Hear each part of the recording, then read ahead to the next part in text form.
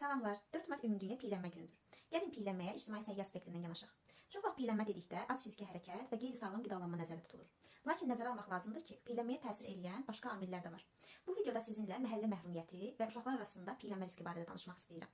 Məhəllə məhrumiyyəti nədir? Əgər bizim yaşadığımız ərazidə insanların sosio-iqtisadi vəziyyəti, təhsil səviyyəsi, gəliri aşağıdırsa, insanların sağlam qidaya çıxışı yoxdursa, xüsusən də uşaqlar üçün oyun zonaları, təhlükəsiz istirahət zonaları yoxdursa, həmin ərazilər məhrum olunmuş ərazilər adlandırılır. Və nəyə görə məhəllə məhrumiyyəti? Çünki hər birimiz ətrafımızda yaşayan insanlarla, yəni əhatələnirik və qonşuluqdakı insanların təhsil səviyyəsi, iqtisadi vəziyyətləri əslində bizə də təsir edir. Lakin biz bunu bilmirik. Buna başqa yolla necə demək olar?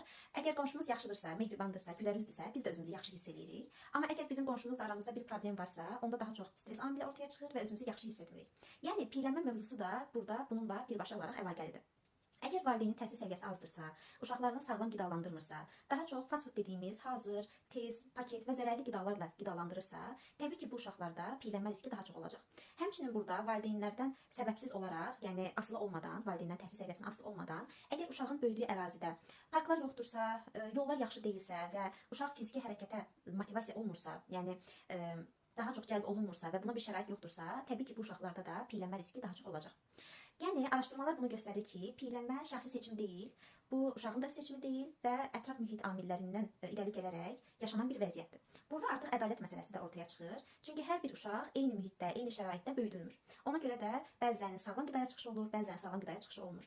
Bəzilərinin valideynləri daha maarifli olurlar, daha çox uşaqlarına diqqət ayırırlar və ya təhsil səviyyələri, iqtisadi vəziyyətləri yaxşı olur. Ona görə də bu uşaqlar daha sağlam böyüyürlər. Yəni, ictimai səhiyyə yalnız tibbi aspektdən yanaşmaq demək deyil, sağlam ətraf mühitin, sağlamlığın qorunması və qurulması məqsədi ilə digər bütün amillərin də yaxşılaşdırılması deməkdir. Bunu da istədim sizinlə bölüşüm. Sağlam qalın, sağlam olun və çalışaq ki, insanlar arasında maarifləndirmə səviyyəsini yüksəldək və bu məsələlərin də qeydinə qalaq. Sağ olun.